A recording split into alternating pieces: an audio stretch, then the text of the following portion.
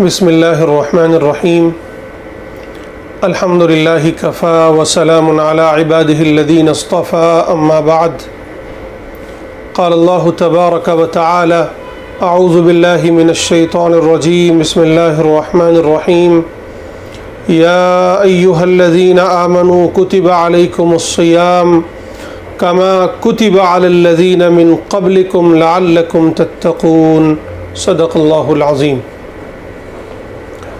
محترم بھائیوں اور بزرگوں،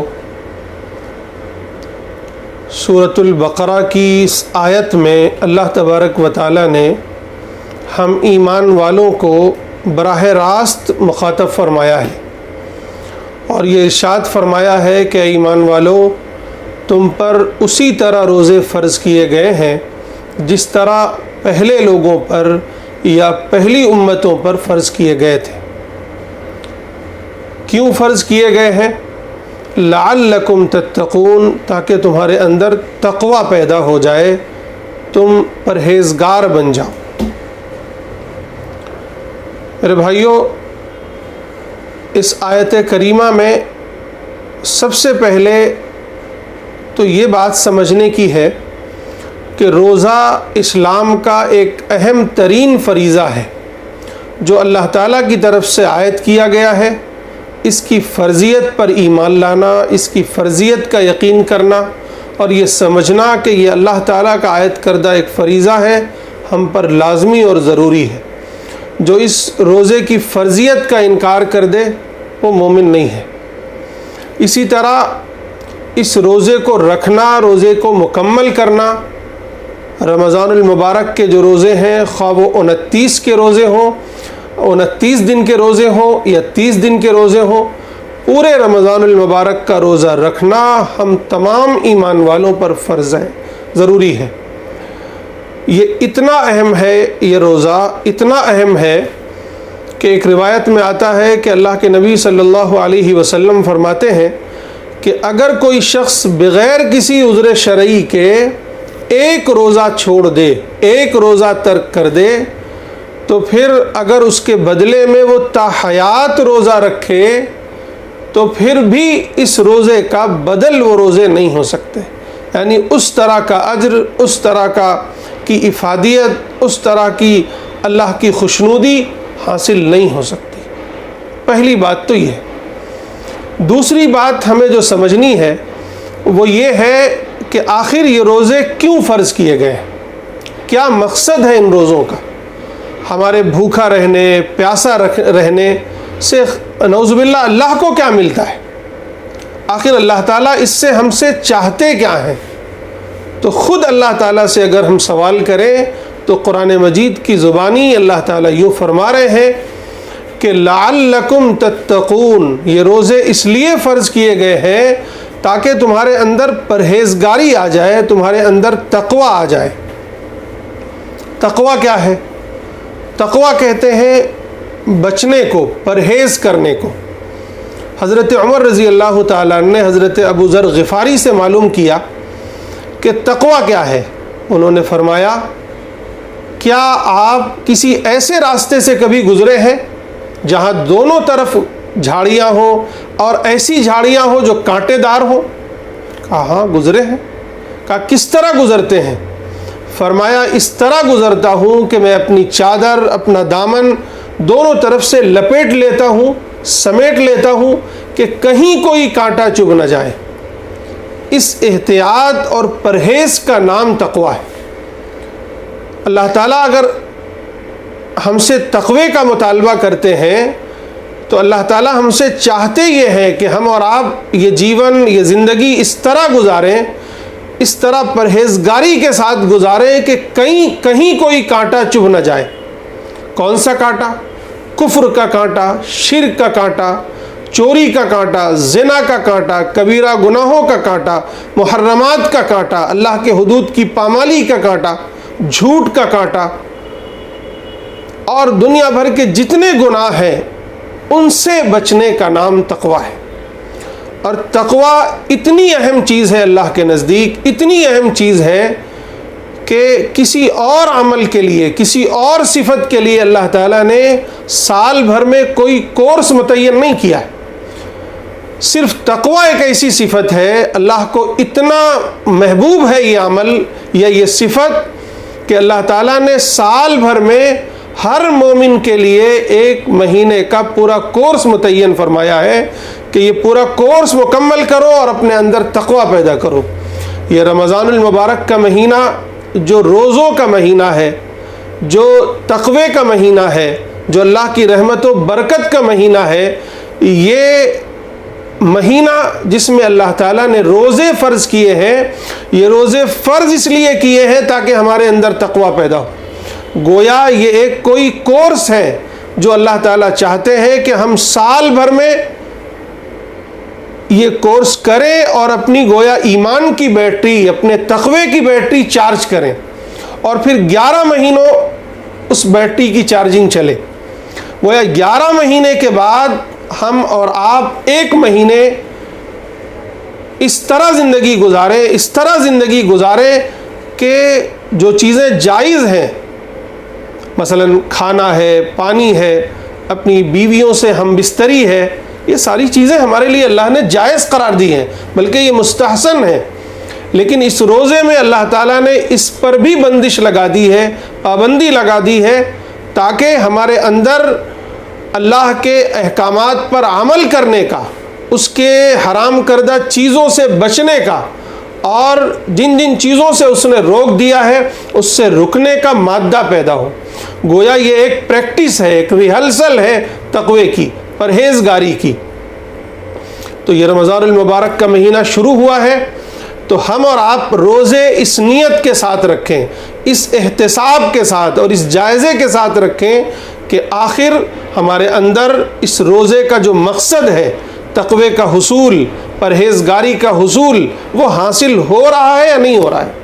کوئی بھی سفر ہم شروع کریں، اگر اس کی منزل متعین ہو تو بہت آسانی سے وہ سفر طے ہو جاتا ہے اور انسان منزل پر پہنچ جاتا ہے۔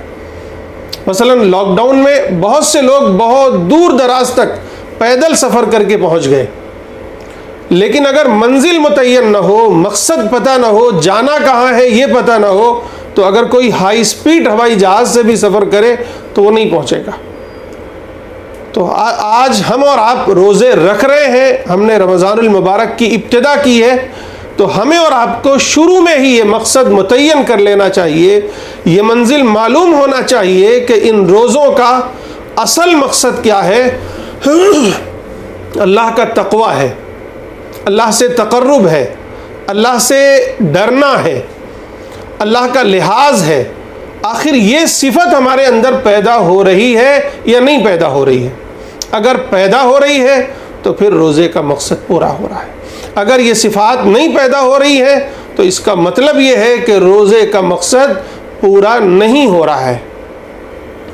تو آج ہی سے ہم یہ طے کریں، اس نیت کے ساتھ روزہ رکھیں کہ ہمیں اور آپ کو اپنے اندر تقوی پیدا کرنا ہے۔ جب اس نیت کے ساتھ، اس احتساب اور جائزے کے ساتھ ہم اپنا روزہ رکھیں گے اور اپنے رمضان المبارک کو پورا کریں گے تو عید کے دن ہم ایک نئے انسان بن کر نکلیں گے۔ اگر رمضان سے پہلے ہم غیر متقی تھے تو اب رمضان کے بعد انشاءاللہ متقی ہوں گے۔ اگر ہم رمضان سے پہلے جھوٹے تھے تو اب رمضان کے بعد سچے ہوں گے۔ اگر ہم گنہگار تھے تو اب ہم گناہوں سے بچنے والے ہوں گے۔ اگر ہم بے نمازی تھے تو اب نمازوں کی پابندی کرنے والے ہوں گے۔ اگر ہم بے ایمان تھے، ایمانداری سے کام نہیں لیتے تھے، تو اب انشاءاللہ عید کے بعد ایماندار ہوں گے۔ یہ ہے اس روزے کا مقصد، یہ ہے اس روزے کا حاصل۔ آج کل ہم لوگ روزے رکھتے ہیں، برسوں ہو گئے ہمیں روزے رکھتے ہوئے، رمضان المبارک کے روزے، لیکن ہماری زندگیوں میں یہ چینجنگ، یہ تبدیلی نہیں آتی ہے۔ کیوں نہیں آتی ہے؟ کہ نمبر 1 یہ کہ ہم اور آپ اس مقصد کو سامنے رکھ کر، اس نیت اور احتساب کے ساتھ روزے نہیں رکھتے، اور نمبر 2 یہ کہ ہم بد پرہیزی کرتے ہیں۔ اسی طرح جس طرح مجھے نزلہ ہو، سخت قسم کا نزلہ ہو، میں حکیم صاحب کے پاس جاؤں اور کہوں کہ حکیم صاحب مجھے دوا دیجئے، انہوں نے ایک نسخہ تیار کر کے مجھے دے دیا کہ یہ صبح، یہ دوپہر، یہ شام آپ کو لینا ہے۔ میں پابندی سے وہ دوائیں لیتا رہوں، لیکن ساتھ ہی ساتھ لسی، شربت، آئس کریم اور پھر اے سی میں رہنا اور صبح شام بے وقت نہانا اور بے وقت سونا، ساری بد پرہیزی کرتا رہوں، تو کیا میرا یہ نزلہ، میری یہ بیماری ٹھیک ہوگی؟ نہیں ٹھیک ہوگی۔ پھر میں اور آپ شکایت کریں کہ بھئی حکیم صاحب آپ کی دوا نے فائدہ نہیں دیا، تو یہ کیا درست ہوگا؟ ہرگز نہیں۔ دوا نے اپنا کام کیا، دوا ہم کھاتے رہے پابندی کے ساتھ، لیکن دوا کا اثر یہ بد پرہیزی نے زائل کر دیا۔ یہی حال ہمارے اور آپ کے روزوں کا ہے۔ ہم روزے رکھتے ہیں، ایک مہینہ بڑی محنت سے، بڑی مشقت سے، بڑی قربانیوں سے روزہ رکھتے ہیں، لیکن احتیاط نہیں کرتے، پرہیز نہیں کرتے۔ جس طرح پہلے جھوٹ بولتے تھے، اب روزے دار ہو کر بھی جھوٹ بولتے ہیں۔ جس طرح پہلے غیبت کرتے تھے، چغل خوری کرتے تھے، اسی طرح آج بھی کرتے ہیں۔ جس طرح پہلے ہم دوسروں کے خلاف سازش کرتے تھے، دوسروں کی برائیاں کرتے تھے، دوسروں کے پیچھے پڑتے تھے، وہی حال اب بھی ہے۔ یا یہ کہ پہلے ہم بدنگاہی کرتے تھے اور آج بھی وہی حال ہے، یا پہلے بے ایمانی کرتے تھے اور رمضان میں بھی وہی حال ہے، پہلے حرام خوری کرتے تھے اور آج بھی وہی حرام خوری ہے۔ یعنی گناہوں سے ہم نے پرہیز نہیں کیا، تو پھر کیا ہوا؟ ان روزوں کا فائدہ بھی ہمیں حاصل نہیں ہوا۔ روزوں کا جو مقصد تھا، اس کا جو نتیجہ تھا کہ ہمارے اندر تقویٰ اور پرہیزگاری آ جاتی، وہ نہیں آئی۔ کیوں؟ کیونکہ ہم نے بد پرہیزی کی ہے۔ یہی وجہ ہے کہ اللہ کے نبی صلی اللہ علیہ وسلم نے کئی احادیث میں اس مضمون کو بیان فرمایا ہے۔ ایک روایت میں ہے کہ جو شخص روزہ رکھے اور جھوٹ نہ چھوڑے، تو ایسے شخص کے روزے سے اللہ کا کوئی تعلق نہیں۔ ایک روایت میں ہے کہ جو شخص، کتنے ایسے روزے دار ہیں جن کو سوائے بھوک اور پیاس کے کچھ حاصل نہیں ہوتا۔ مطلب کیا ہے کہ انہوں نے روزے تو رکھے، بھوک پیاس سے تو پرہیز کیا انہوں نے، لیکن اللہ کی نافرمانیوں سے، گناہوں سے پرہیز نہیں کیا۔ اس کا نتیجہ یہ ہوا کہ نہ اللہ کے یہاں یہ روزہ مقبول ہوا، اور نہ ہی اس روزے کا جو فائدہ تھا، جو نتیجہ حاصل ہونا تھا، وہ بھی حاصل نہیں ہوا۔ خلاصہ کلام یہ میرے بھائیوں، یہ رمضان المبارک کا مہینہ ہے، بڑی برکتوں اور رحمتوں والا مہینہ ہے۔ یہ گویا اللہ تعالیٰ کی طرف سے ہمیں بنانے اور سنوارنے اور ہمیں ایک نئی زندگی دینے کا مہینہ ہے کہ یہاں سے ہم ایک نئی زندگی شروع کریں۔ اپنے گناہوں والی زندگی، اپنی معاصی والی زندگی، اپنی جو ہلاکت والی زندگی تھی، جو غلط راستوں والی زندگی تھی، اس سے توبہ کریں اور نئے سرے سے اپنے آپ کو بنائیں، سنواریں، اپنے اندر تقویٰ پیدا کریں۔ اور اللہ نے یہ جو روزے فرض کیے ہیں، یہ ہم پر فرض ہے، ضروری ہے۔ یہ اتنے اہم اور ضروری ہے کہ اگر ایک روزہ بھی بغیر عذر کے چھوٹ جائے تو پھر تا حیات کے روزے بھی اس کا بدل نہیں ہو سکتے، اس کے برابر نہیں ہو سکتے۔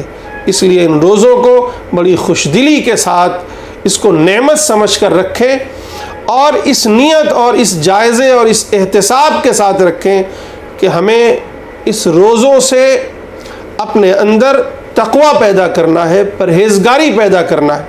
اگر اس نیت اور احتساب کے ساتھ ہم نے روزے رکھے تو انشاءاللہ روزے کا فائدہ اس دنیا میں بھی جو حاصل ہونا ہے وہ بھی حاصل ہوگا، اور آخرت کے لیے تو اللہ تعالیٰ نے خود فرمایا ہے کہ الصوم لی وانا اجزی بہ، کہ یہ روزہ خالص میرے لیے ہے اور میں ہی اس کا بدلہ دوں گا۔ دنیا کے جتنے اور اعمال ہیں اس کے بدلے اللہ تعالیٰ دیں گے، لیکن فرشتوں سے دلوائیں گے۔ لیکن یہ روزہ ایک ایسا عمل ہے جو ہر طرح کے دکھاوے سے، ہر طرح کی ریاکاری سے بالکل پاک ہے۔ آپ کسی اور عمل میں، مثلا نماز ہے، زکوٰۃ ہے، حج ہے، اور دیگر اعمال ہے، دیگر نیکیاں ہیں، اس میں دکھاوا کر سکتے ہیں، لیکن روزے میں دکھاوا نہیں ہوتا ہے، اس میں ریاکاری نہیں ہوتی ہے۔ اس لیے اللہ تعالیٰ فرماتے ہیں کہ یہ روزہ خالص میرے لیے ہے اور میں ہی اس کا بدلہ دوں گا۔ تو ہم اور آپ ایمان و احتساب کے ساتھ روزے رکھیں اور اللہ سے بدلے کی امید رکھیں۔ اللہ کے نبی صلی اللہ علیہ وسلم نے فرمایا کہ من صام رمضان ایمانا واحتسابا غفر له ما تقدم من ذنبه، کہ جو شخص ایمان و احتساب کے ساتھ روزے رکھے اللہ تعالیٰ اس کے پچھلے تمام گناہ معاف فرما دیتے ہیں۔ تو گویا دو فائدے ہو گئے، ایک فائدہ تو یہ ہوا کہ پچھلے تمام گناہ دھل جائیں گے، معاف ہو جائیں گے، اور آگے گناہوں سے بچنے کی صلاحیت پیدا ہو جائے گی، جسے تقویٰ یا پرہیزگاری کہتے ہیں۔ اللہ تعالیٰ مجھے بھی اور آپ سب کو بھی عمل کی توفیق نصیب فرمائے۔ وآخر دعوانا ان الحمد للہ رب العالمین۔